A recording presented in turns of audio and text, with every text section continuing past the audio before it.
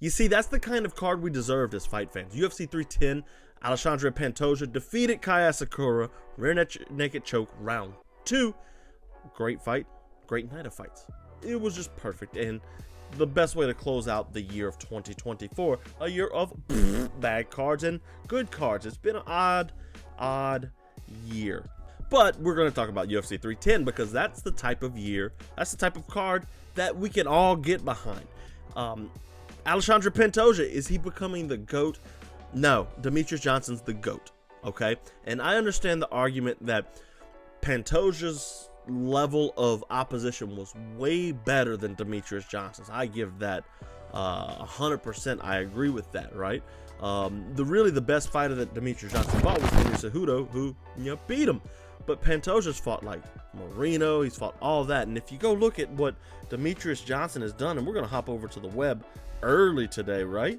Let's go pull up Demetrious Johnson, because if you look at what he's done, yeah, he had all the title defenses, but the division was nowhere near as deep. It's like Bill Russell winning, 11 championships? Like, okay, but what does it mean? Like, Ray Borg, Wilson Hayes, Tim Elliott, Henry Cejudo, John Dodson is good. Horiguchi turned out great, but like, Carisao, Ali, Joe B, okay, Joe B's decent. John Moraga, when you go and you look at what Pantoja's done with these guys, the level of competition's way better for Pantoja.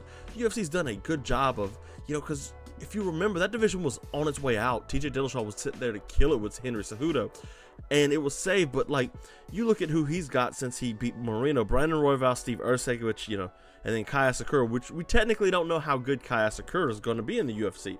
But all that said, the level of competition Pantoja is fighting, the Manel Kops, he beat Wilson Hayes, Olga Sasaki, all that. He's fighting better fighters now. Fun fact, he was on that season of Ultimate Fighter trying to find Demetrious Johnson new contender. So, his call out Demetrious Johnson wasn't all that far-fetched. He was originally brought into the Ultimate Fighter to challenge Demetrious Johnson, and they traded him. So, I thought his performance was good. I thought he was great, actually. I was hoping, Kai Asakura had a little bit better of a showing, and he did his thing. He was smiling, telling him, hey, come on, let's fight, bro. Let's fight. Let's go. And he was banging with him, but like, bro, Pantoja's just durable. Like, he ate these shots like it was nothing. It was so weird. He was just eating Asakura's best shots, and Asakura's a bantamweight. He came in as a flyweight. Dude's been fighting bantamweight for years. I don't think the weight cut really hurt Asakura, no, but what I think it is just Pantoja just keeps coming forward. He keeps eating shots, and it doesn't matter. But, once he got Asakura to the fence, and we said in our preview of the show, and we also said in our Kai Asakura breakdown that it's going to be a big deal to see if Kai Asakura can actually handle fighting in the cage. He's only fought in the ring before, so it's something new for him, and he did okay for some time. But once like Pantoja got him to the ground, it wasn't Juan Archuleta getting him to the ground or Yuki Motoya getting him to the ground. Like, this is the best in the world having you on the ground, and he just got to the back and ended up choking him out. So it was a great win, and it really was a great win.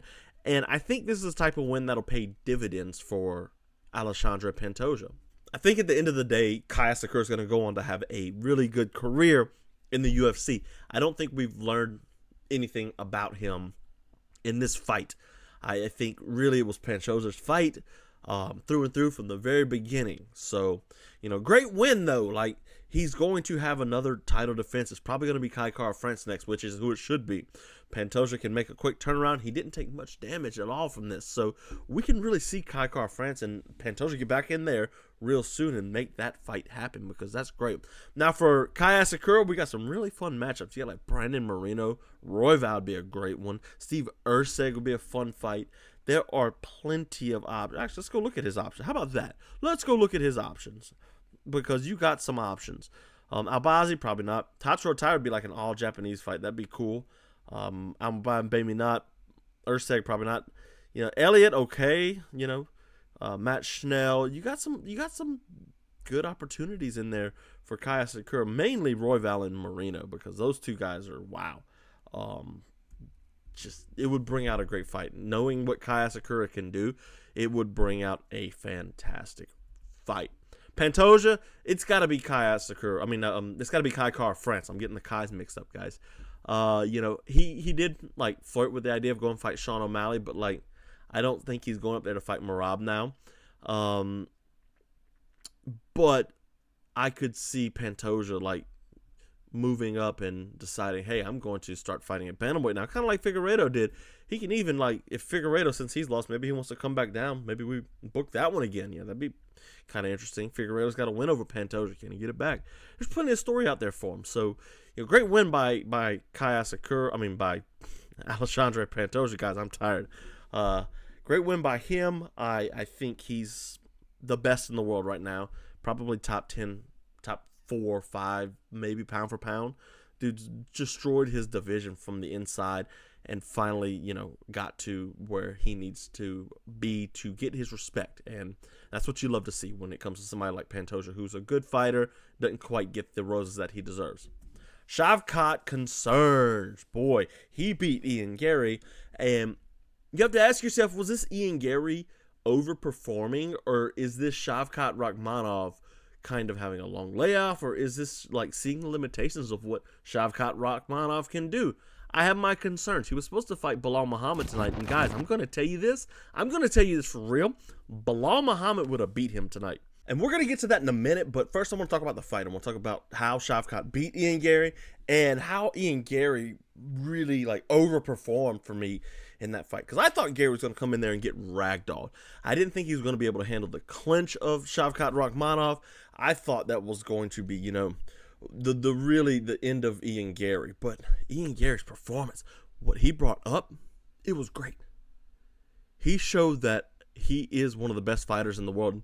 This is a short notice fight, but he's ready to fight at all times against whoever. Like taking Shavkat Rakhmonov on short notice like that, nobody will do that. Ian Garry will, sure, because remember Shavkat was supposed to fight Belal Muhammad that night. Muhammad got hurt. He said he wanted to amputate his toe, which is crazy. But this Shavkat, I don't know if it was the 2-year layoff. I don't know if it's just Ian Garry's striking style.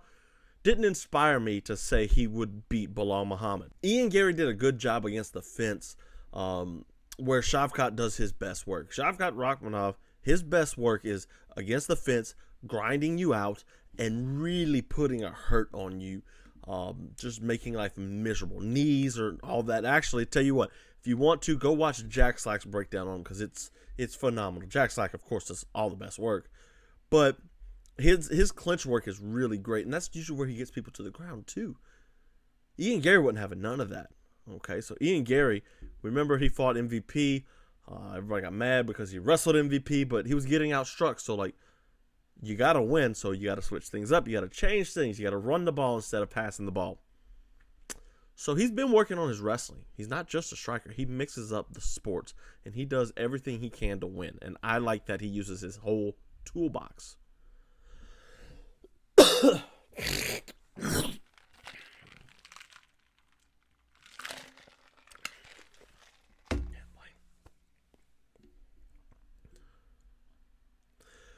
The reason I say Belal Muhammad beats that Shavkat Rakhmonov is because Belal Muhammad's not going to get stuck in those long clinch exchanges against the fence where Shavkat can work the clock and work his knee. Instead, Belal's going to be able to get out of that situation. So he's not going to get stuck there like Garry.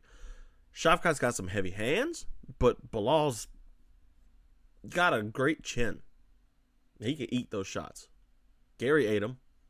I think Belal can too, right? I also think Belal's offensive wrestling and his pace he's going to put on for 5 rounds will give Shavkat some problems. Now, this isn't a pure prediction. That Shavkat, though, would have lost to Belal Muhammad. Shavkat better be thankful Belal's toe got messed up, however it did, because, yeah.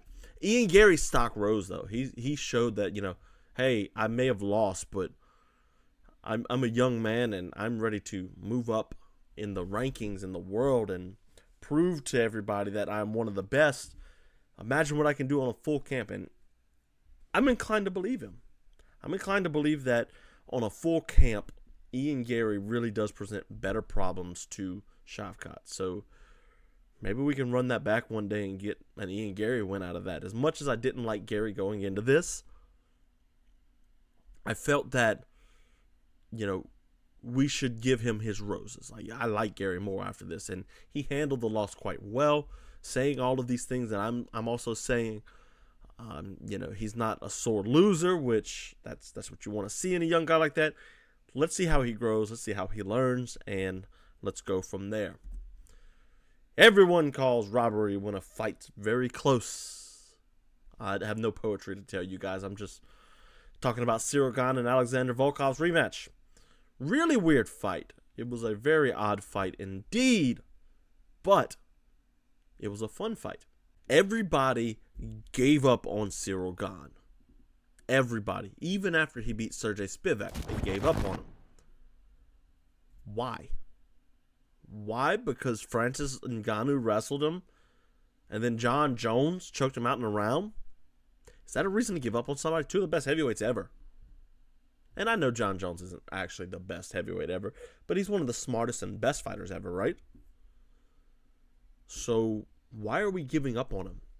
And he showed against Spivak, like, okay, I get it. It's Sergey Spivak. He's not the greatest, sure. But Volkov's a good fighter on a 5-fight win streak. He showed up and showed out. Okay? Ciryl Gane came to wrestle. He got his own takedowns. He counter-wrestled. He was not giving in. You can tell he's been working on his game, trying to become a better fighter. He knows John Jones ain't going to be there for forever. And I'll be honest with you guys. Ciryl Gane versus Tom Aspinall? Oh, that's a good fight. It's a very good fight. And Tom Aspinall might be able to go in there and just wrestle him, but if Ciryl Gane keeps working on his game and improving like we saw him in this fight, win or lose, like whatever you think, you can't deny that Ciryl Gane looked better as a fighter. There's no denying that whatsoever. I thought Volkov won, okay, and I'm saying this even. I wanted to see Volkov fight John Jones, if I'm being completely honest with you. But Ciryl Gane, everybody, myself included, gave up on him. Gave up like, oh yeah, this guy, kickboxer, cardio kickboxer. He's a good striker. And I saw people talking that about his striking online. Like, come on, guys. Come on. Like, Ciryl Gane's not a bad striker. And we forget, like, his jiu-jitsu game isn't bad. He's got 2 submissions at the beginning of his UFC career. Alexander Volkov, though, he fought great. I thought he won it. I picked him to win it on verdict, I think. But regardless, like, watching the fight, I'm like, wow, he's mixing in his wrestling very well. He's got the cornrows, which is corny. Is that a thing? But, at the end of the day, he didn't get the win, even though Dana White was like, hey, we're going to make this right. Like, what, you going to pay him? That's going to set him back years. He might never get to the title now. Like, Alexander Volkov's old, man. He might not get to the title. It's crazy. I don't know. I feel like that fight, it was close. I won't call it a robbery. I can see how you can give 2 rounds to Gane, but like Adelaide Bird, when she's calling for it, I'm not going to defend her. Like, it probably should have been Alexander Volkov to win. Like, I could see one, and I forget what's the other round I gave to Gane. Whatever the sure round for Ciryl Gane was. One was kind of the pivot round. The other 2 rounds were kind of like clear either way, right? So it all boils down to one, and we remember like Volkov took him down, but Gane managed to get up and do his thing. So yeah, I'm not mad about it. It kind of does suck, but whatever. Going over to the web, what else was on this card? Oh yes, Kron Gracie just destroyed the Gracie name by pulling guard all fight. Sucked. It really did. Bryce Mitchell, as wild and crazy as he is, he decided I'm going to grapple with him, which dumb. And you really got to see, Kron Gracie off the back. He's dangerous, right? You can see what jiu-jitsu can be, which is cool. But like in MMA, like the sports change, it's different. And eventually Mitchell, he almost got caught in an armbar and a triangle towards the end of that round. What round was that? Let me think. Round 2.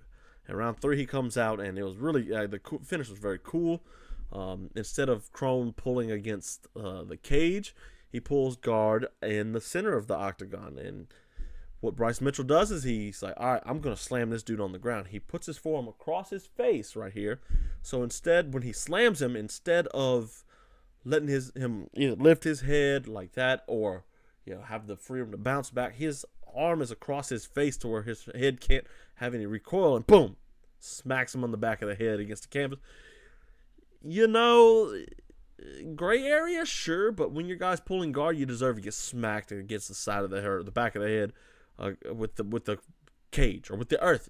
Like you really do. So great win. I'm happy Bryce Mitchell didn't lose to Crone Gracie. That would have been terrible. Duho Choi, Nate Landwehr was really cool. Duho Choi, lots of really good lead uppercuts. Really started hurting Nate Landwehr early on, and then Choi showed us wrestling. Now, I don't know if that's because Nate Landwehr's wrestling is that bad, which it's pretty bad, or if Duho Choi is getting better. But yeah, Dominic Reyes and Anthony Smith was a very sad fight. Anthony Smith, one of his training partners or coaches, passed away. And Reyes was just, he wasn't there to fight. And Reyes was there beating him up. At one point, Dominic Reyes said at one point, he put his hands down and said, punch me in the face, I want to feel something. Like, man, that's dark. Anthony Smith sounded like he retired after that, but that might be grief talking because his buddy passed away that day. So you hate to hear it. Man, that's terrible. Vicente Luque, I'm going to move on from that. I don't really want to spend too much time talking about Anthony Smith's mental state because that's a sad spot. Vicente Luque, really cool anaconda choke after Thimba Garimbo, steps in and short notice instead of Nick Diaz. Luque's washed, but that's another win. I think let me pull that up. I want to see how many wins he got. Yeah, he lost to Buckley, beat Dos Anjos. Good on him. I'm happy for him. So, yeah. He got a win. Probably would have beat Nick Diaz, too. Nick Diaz is beyond washed. The best fight on the card, though, was by far Aljamain Sterling and Movsar Evloev. And we learned something about Movsar Evloev. We learned he is actually what we thought he was, or what some people thought he was. I am not that big on Evloev until I saw him fight Sterling, who brought him a really fun and a really good fight. So this fight was fantastic. I was pulling for Sterling for sure, but by the end of the second round, I'm like, boy, this is. I tweeted, I was like, huzzah! This is a great fight. And it's not a fight where they're going to beat the snot out of each other. This is a really good wrestling match. And I know, grappling is not for everybody, but, when you're watching the sport, you got to understand, it's coming. There's going to be grappling. And when it happens, it shouldn't be like Shavkat leaning on Ian Garry. Sure. It should be like Aljamain Sterling and Movsar Evloev. Lots of great scrambles in this fight, man. There was points to where Sterling is pulling the legs out. He's riding the legs. Evloev's riding the legs. I'm not a grappling guy, sure, but I could tell this was fun. This was fun for both of them, and it sucks that Sterling had to lose this because he looked promising against Calvin Kattar, and we were hoping he had a good run in him at featherweight. Can't go back to 135 with Merab the champ, so maybe Umar wins and Sterling goes back down, or Sterling might never go back down, I thought this fight, though, was just splendid through and through. Lots of great grappling. They're going to give the title shot to Movsar Evloev next.